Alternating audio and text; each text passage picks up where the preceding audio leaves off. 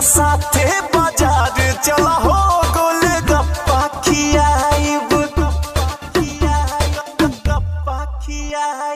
गोरी हमरा साथे बाजार चला हो गोलगप्पा खियाइब।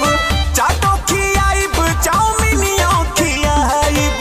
चाटो खियाइब चाउमीनियो खियाइब।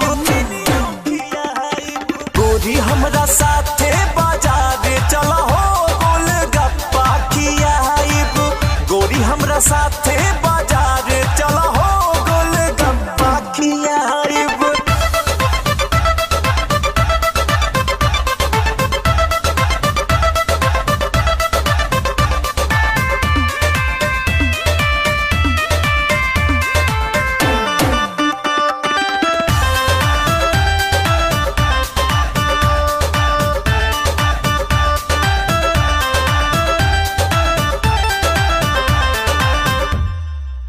गाड़ी पे बैठा पूरा यूपी घुमाइब।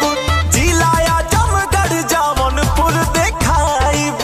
जिलाया जमगढ़ जौनपुर देखाइब। गाड़ी पे बैठा पूरा यूपी घुमाइब। जिला देवरिया गोरखपुर दिखाइब। काशी बनारस के साड़ी फेमस चला साड़ी देवाइब। गोरी हमरे साथे बाजार चला हो गोलगप्पा खियाइब। गोरी हमरे साथे बाजार चला हो गोलगप्पा खियाइब।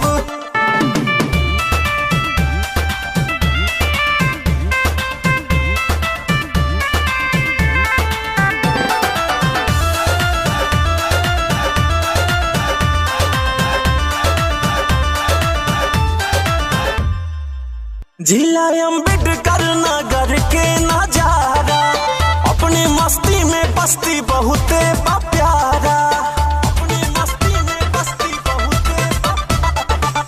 जिला मिर्जापुर में रथ के नजारा मथुरा बरेली खीरी बहुते प्यारा। लखनऊ लहंगा बा सबसे सुपर चला लहंगा देवाइब। गोरी हमरे साथे तू आज चला हो प्रतापगढ़ घुमाइब।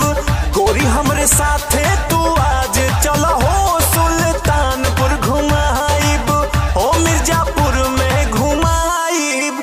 चला गोंडा बहराइच जगबरपुर टांडा यूपी में कुल 75 जिला बा। जौने जिला में कहबू वही जिला में घुमाई चला।